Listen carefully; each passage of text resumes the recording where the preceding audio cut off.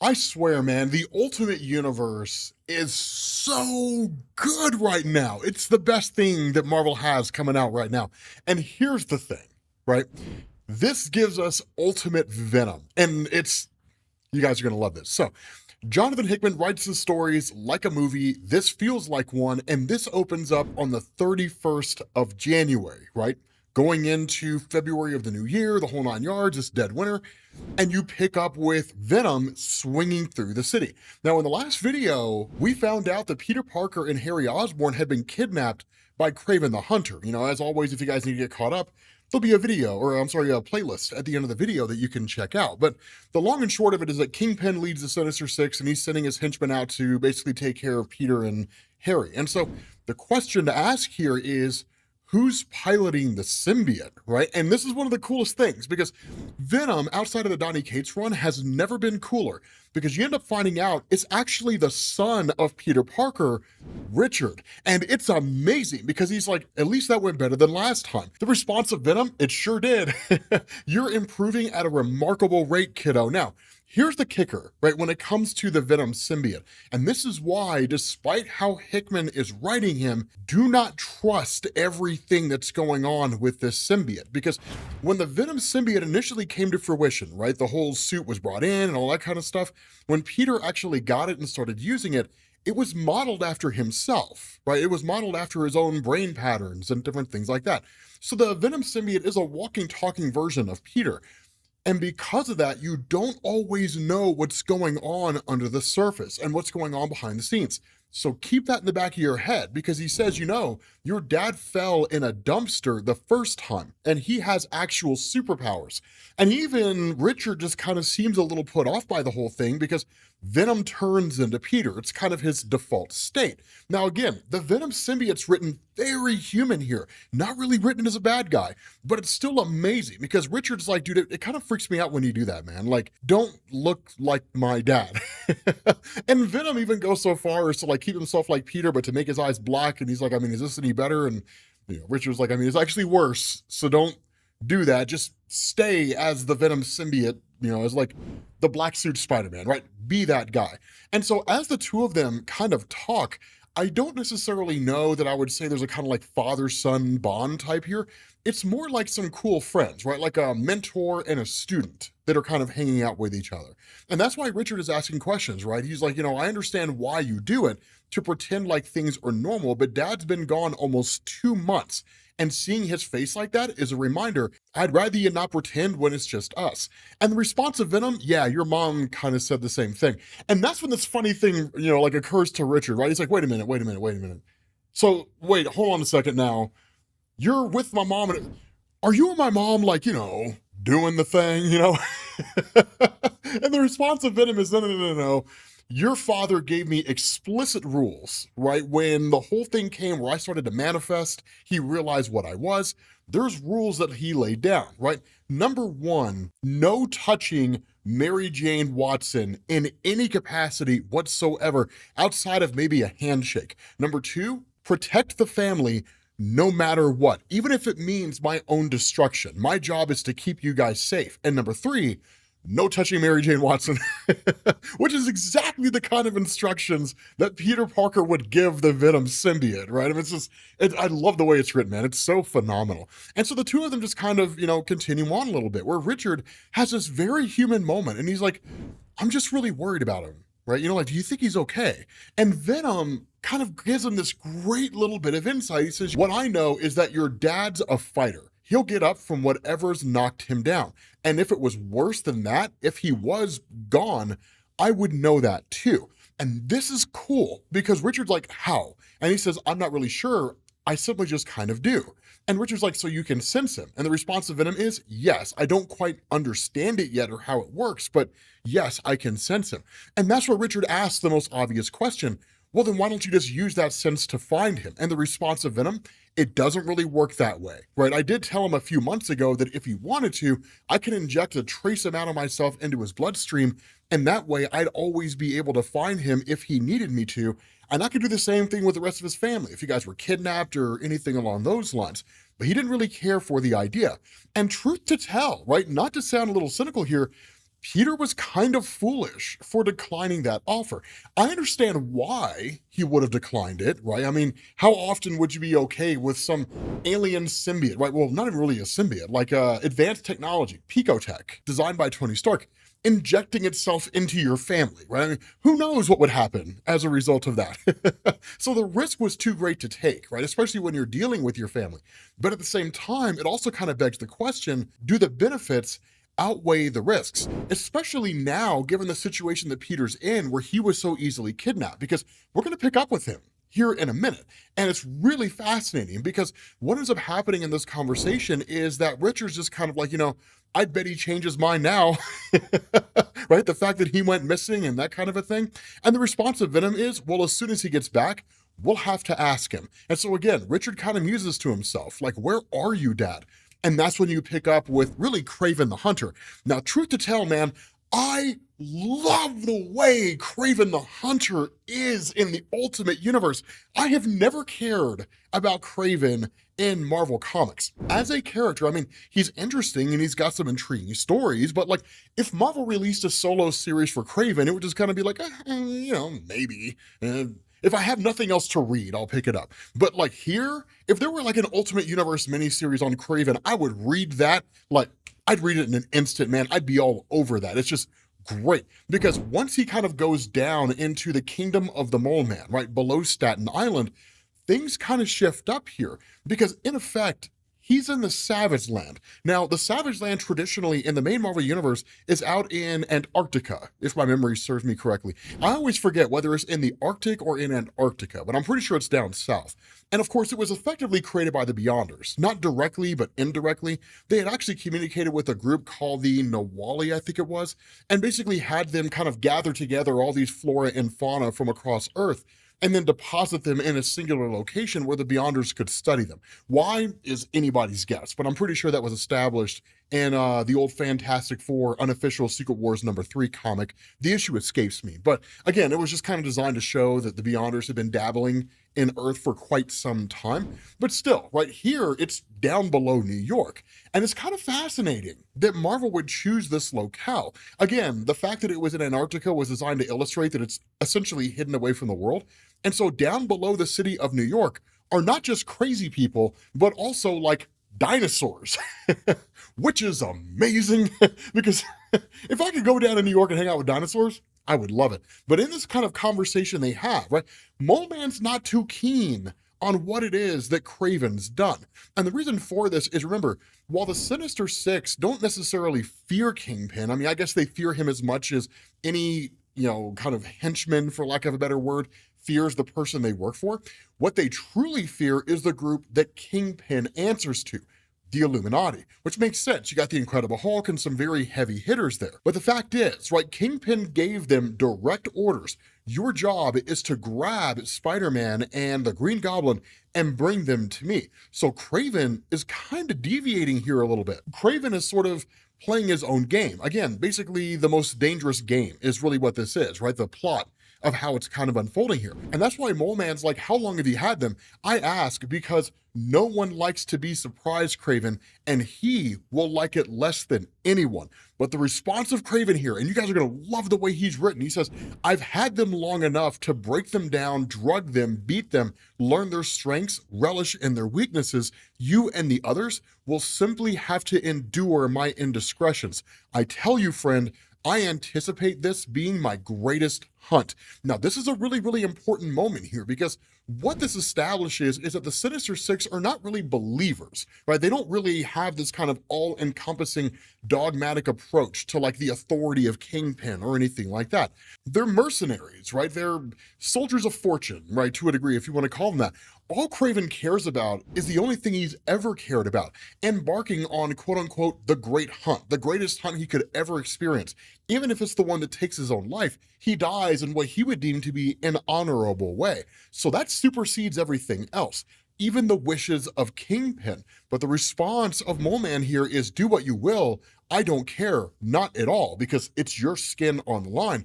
But this, you've drugged me into your schemes. You're making me a part of your plans for you to want to do the deed in my territory and make the mole man complicit in your acts. At the end of the day, when things go south, because they will, Kingpin will come after me because he knows or will know that I knew what you were doing and didn't turn you in. But the response of Kraven here, he says, such a minor sin for such a major act. Don't you know me by now? I'm not some recreational hunter claiming trophies on the weekend. I'm a true predator, and the hunt must be pure. There must be real risk. The prey must be free, and the environment not just to my advantage. Now, that's always been kind of a hallmark of Kraven. Kraven won't usually throw you into a hunting situation where he has a better chance of winning than you do because the entire environment is bent to his favor. No, that takes away from the glory of the hunt. Kraven would rather throw you into a place that he's never been to and knows nothing about. He has to get the lay of the land the same way you do. He has to fend off the same kind of predators the same way you do, because when he wins, it glorifies the hunt. It makes it worth all the more while. And so that's why Mole Man says, I'm not sure you truly understand what you're asking, Kraven. This is not a soft land. It is a savage one. But Kraven loves the idea. He says, yes, I can see that. The creatures you have down here are remarkable. They are from a better time when the world was simple and motivations were pure. Live and die, kill or be killed. This place is truly a testing ground. It is perfection. And that really is the core of Kraven's motivation here, right? You look around the world, life's not hard.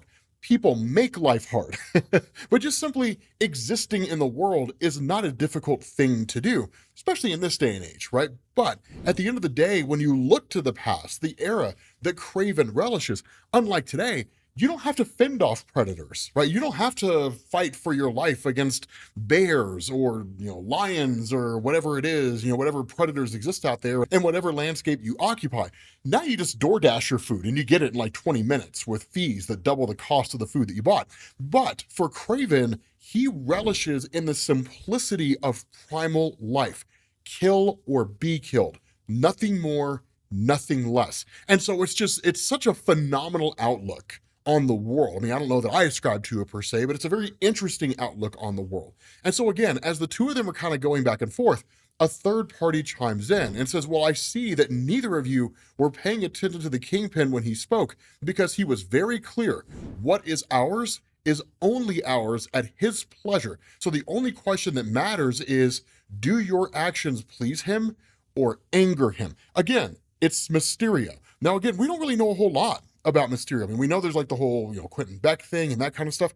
I think it'd be cool if it turned out that Mysterio was nothing more than a teenager in disguise, like that one guy from Jonathan Hickman's Avengers and New Avengers who was faking being a mystic. But again, these two kind of going, there's initially a bit of an argument because it's like, how did this guy get here? Right? Because Mole Man's like, I didn't invite him. And Kraven's like, well, I mean, I didn't either, unless you're saying that I did. But at the end of the day, it doesn't really matter, right? That Mysterio is just kind of like, I simply come and go as I please, whenever, wherever. So don't worry about how I got here. Just know that I'm here. And so initially Kraven's like, I mean, I hope you don't plan to stop me. And that's where Mysterio's like, I mean, not at all. I'm going to find enjoyment out of this either way. Either you die against Spider-Man and the Green Goblin, that brings me satisfaction because, I get to watch you perish, or you succeed in killing them, then I get to watch the Kingpin flay your hide. So whatever happens, I'm going to get my laughs, right? I'm going to get my kicks. And so he's like, I just want to see them, right? I want to see these guys. And that's when you get back up to the surface where actually Peter and Harry are being fed food, but do not let that fool you. Because Mysterio asks, can I assume that you keep them sedated? But then Kraven says, I did at first, before I got to know them. Then there were other drugs to learn their hidden secrets and their greater truths. And of course, the occasional bout of physical domination necessary in these captor-captive situations. But now I've come up with something more effective. And initially it's like bomb collars, right? With like proximity sensors. And Kraven's like, yeah, basically a different kind of cage for a different kind of animal. And so looking at the food and the table and the setup and everything, Mole Man's like, so what, is this some kind of like last meal before the hunt? And Kraven's like, absolutely, right? This is the way things are done. After all, where's the sport in hunting a starving animal? And that's where Mysterio's like, I mean, how do you intend to do this? And Kraven gives this amazing kind of monologue, right? He says, I won't lie, my first instinct was to be a loyal soldier. I was gonna make them fight to the death while the 6 of us looked on. And where Harry's like, I mean, we would never ever do that, Kraven's like, I know, right? Especially once I learned that one of you was a physical dynamo and the other was just a weak man in a suit. It didn't lend itself to the kind of satisfaction that I craved. So I dug a little deeper, looked for a more profound motivating factor. True serums and monogamy showed me the way. It woke the hunter in me. And that is where Mole Man's like, you know who they really are, don't you? And the response of Kraven is, yep, I figured out who the Green Goblin was before anybody else. The tracks were easy for a hunter of men to follow. He is Harry Osborn. If you don't know the name, I'm sure you know the company he owns. Oscorp. His only family member is his wife, Gwen. And that's where Mole Man's like, then who's the other guy? And Kraven's just like, this is Peter. But he says it as he like slams a knife down into the table. And it's so dope because you can just like see it in your head, right? Kraven reminds me of Voss from Far Cry 3. And he says, Peter Parker with his perfect wife, Mary Jane, and his perfect children, Richard and May. Such a hard thing to hold on to, perfection. So I want to see if he can do it.